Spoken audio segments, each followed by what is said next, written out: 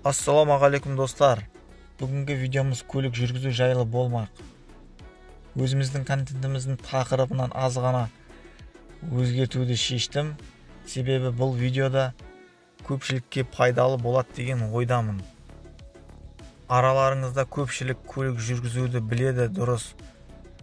Сол секілді көлікті жүргізе алмайтын кісілер де көпшілік. Оның қатарында кезінде өзімде болғанмын. Видео осындай сабақ таппай қазақ тіліндегі қиналып үйренген болатынмын. Бұл видеоны түсіруге сол кездегі жағдайлар да себеп болып отырыпты.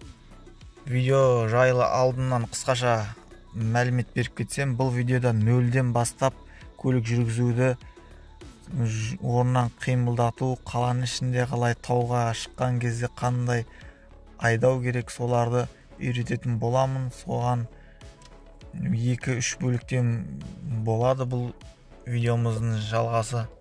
Ал видеомызды бастамас бұрын ескерте кететін жайт, өзі көлік жүргізу үшін жүргізушілік куәлігі керек және емтиханнан өткен болу керек.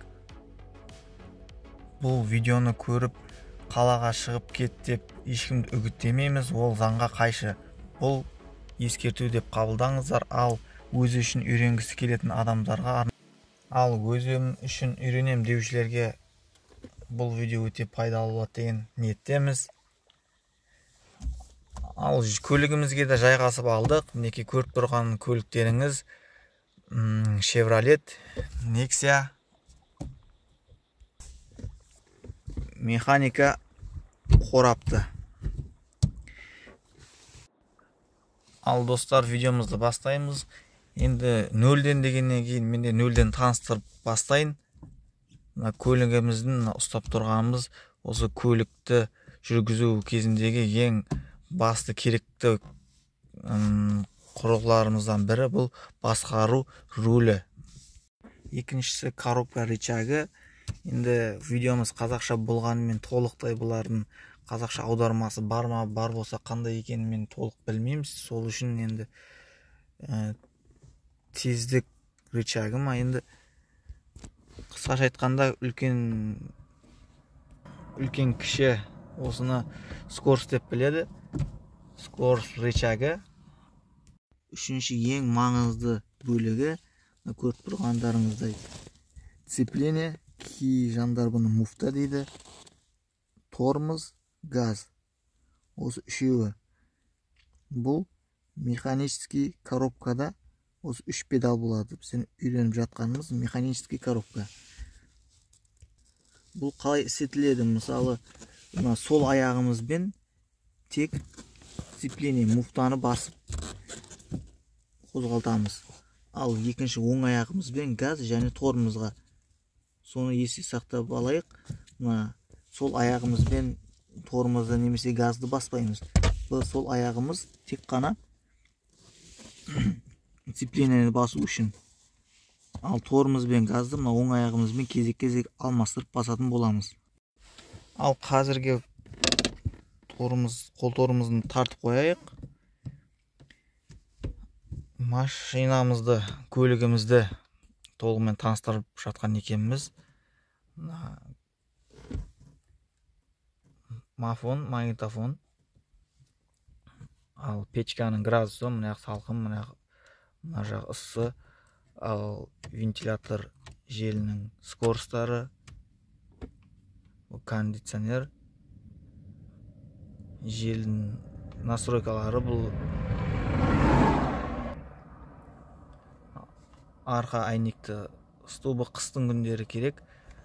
Ал желдің направлениелері қай жаққа соғу керектігі. Ал біздерге маңызды керектісі осы арасындағы аварийный кнопка. Бұл жолдың шетіне тоқтаған кезде трассаларда сол кездері қосып қойылады. Немесе жолда машинаңыз өшіп қалған жағдайда аварийный аты өзі айтып тұрғандай өздері қосып қойсаңыз қауіпсіз болмақ. Одан кейінгі кілтіміз, суырып алайын. Бірінші кілтімізді қосамыз. Бірінші бұраған кезімізде мафондар, магнитофондар, кейін зарядниктер үшін қосылады. Ол кезде ешқандай табломызда міне өшіп тұрыпты. Одан кейінгі және бұраған кезімізде табломыз қосылды. Бұл жағдайда аккумуляторымыз іске қосылды. Аккумулятор жұмыс істеп бастады дегенді білдіреді. Майымыз, температура, қанша бензин барлығы көрсетіп тұрыпты. Ал көліктен кетер алдында, жауып кетер алдында бұлай қосып кетпеңіздер, себебі ол аккумуляторымызды шаршауына алып келеді. Енді көлігімізді оталдыратын боламыз. Ол үшін бірінші орындыққа жайғасып алуымыз керек. Өзімізге ыңғайластырып, тартып, көтеріп дегенде. Содан кейін ең маңызды ұмытпауымыз керек қауіпсіздік белбеуі. Ремен тағып аламыз. Одан кейін бисмиллахиррахманиррахим деп көріп тұрғандарыңыздай көлікті және бір айта кететін, көлік жүргізуімізден алдын цеплениені басып көлікті оталдыруға әдеттенгеніміз жөн. Қауіпсіздік үшін де қорабымыз скоростта қалып кеткен болған жағдайда да қауіпсіздік үшін керек. Немесе жаңа енді шығып жатқан жаңа маркедегі көліктердің барлығы осы цеплениені баспай оталмайтын болып шығып жатыр. Сол үшін жан-жақтама цеплениені басып оталдырғанымыз дұрыс. Көлігіміз оталды. Скоростымыз нөлде тұрыпты. Ал тахометріміз бірге жақын. Бұл бірге жақын дегеніміз моторымыз жанып тұрыпты дегенді білдіреді.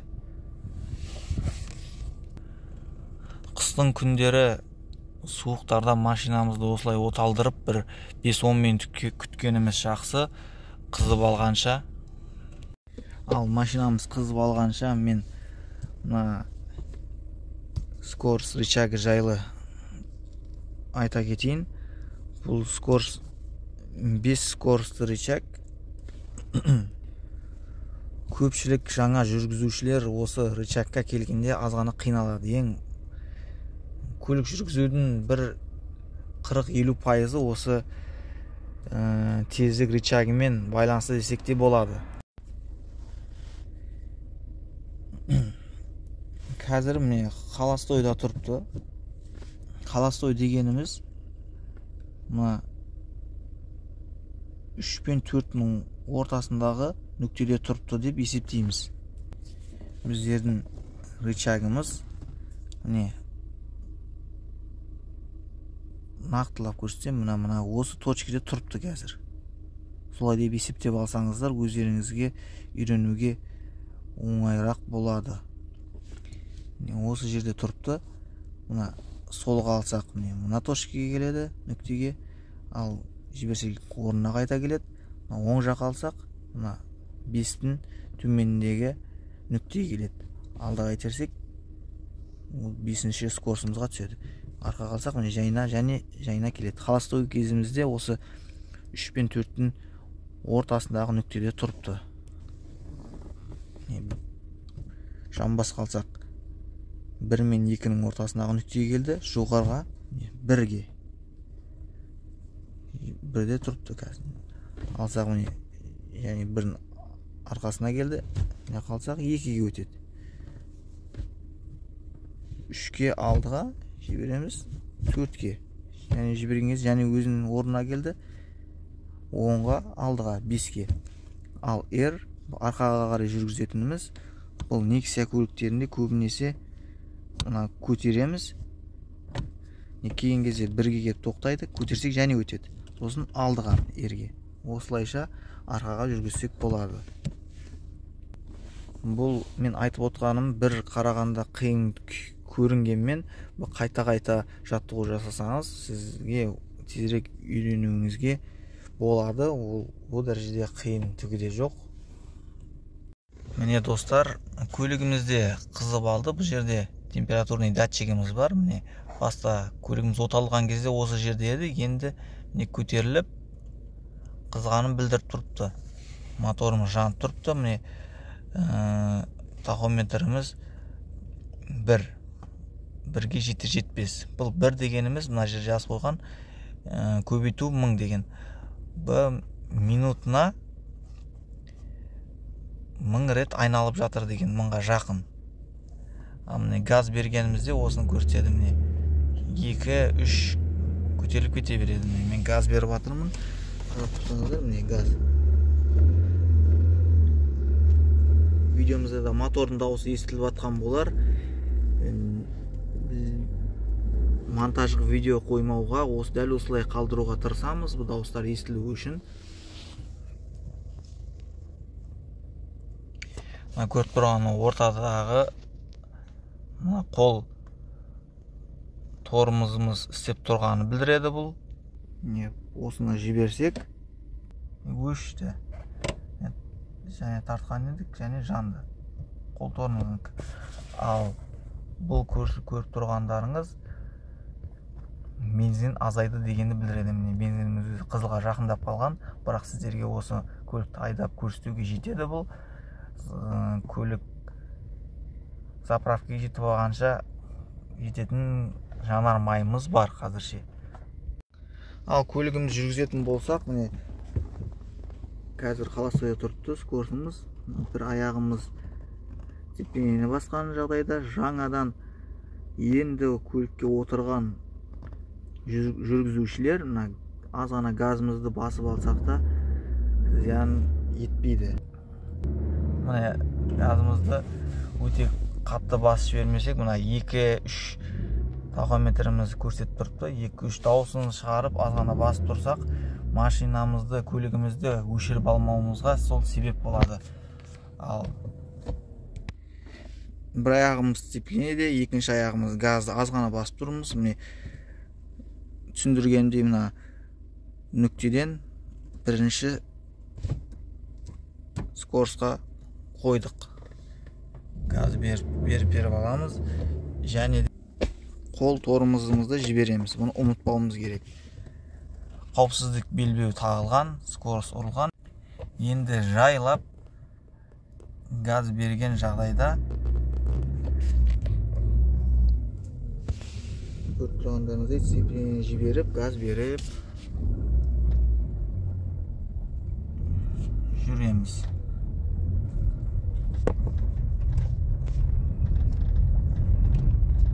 Қазір бірінші скороспен қозғалттық көлігімізді. Оң жақтағы спидометріміз 15-20-ға келген кезде біздер екінші скоросқа ауыстыруымыз керек. Скоросты бірінші скоростан шығарып, екінші скоросқа саламыз. Сосын және сцепленияны жіберіп, газды беріп кете берсек болады.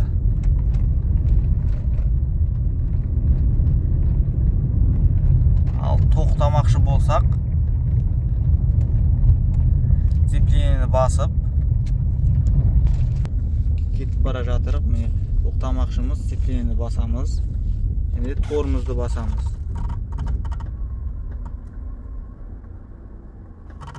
Сол кезде көлігіміз тоқтайды. Ал скоросымыз бірінші скоросымызда тұрыпты.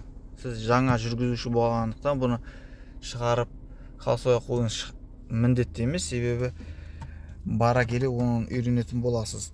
Ал қазір екі аяғым біреуі торымызда, біреуі сцепленияны басып отырыппыз. Ал жүрмекші болсақ, және торымыздан аяғымызды аламыз. Газды газ беріп, сцеплениядан сол аяғымызды жай көтерсек, қайта көлігіміз қозғалатын болады. Мен бұл көлік айдау үшін шет жерге келгенмін. Бұл жерде көлік өтетін де жер емес. Енді айдап үйренбекші болған жүргізушілер осындай тыныш жерде, ешқандай адам көлік өтпейтін жерде үйренсеңіздер жақсы. Ешкімге зиян да тимейді сонда. Микрофонымыз бір істемей қалып жатыр, оны да дұрыс түсінесіздер деген үміттемін. Көлігіміз міне тоқтап тұрды. Холостойда скоростымыз. Сцеплениеміз. Және қайталап көрейік. Бірінші сцеплениені басамыз. Скоростымызды 1-ге қоямыз. Газ, аз ғана газ береміз. Естіп тұрыңыздар мотор. Жаймен сцеплениені қойып жібереміз. Көлігіміз қимылдады орнынан. 15-20-ға жеткен кезде сцеплениені басамыз. Скоросты 2-ге аламыз да газды қаттырақ басамыз. Екінші скоростпен мінеке 20-дан асып 30-ға таяды. 30-ға таяп баратыр. Тахометріміз 3-ге жеткен кезде біз сцеплениені басып 3-ші скоростқа алсақ болады. Ол 35-40 арасында. Холостой 3-ге салдық. Тахометріміз, спидометріміз мінеки 50-лерге жетті. 50-лерге жеткен кезде біздер 4-ге алсақ болады. Қазір 3-те тұрыпты, көріп тұрғандарыңыздай. 3-тен шығарамыз, 4-ге салып, сцеплениені азған жіберіп, газды қаттырақ басып кете береміз. Ал тоқтамақшы болсақ, газды басып бара жатсыздар. Газдан аяғымызды алып, сцеплениені басамыз да жаймен тормоздаймыз. Тормозды да қатты бассақ, бір жерінде жаңа жүргізуші қорқып кетуі мүмкін. Бірден тоқтаған үшін сол үшін әсіресе басамыз. Есте сақтау керек, скоростқа салғанда да сцеплениені басамыз, скоросттан шығарғанда да. Тоқтағаннан кейін қол тормозын тартуды ұмытпаймыз. Скоростымызды холостойға қойдық.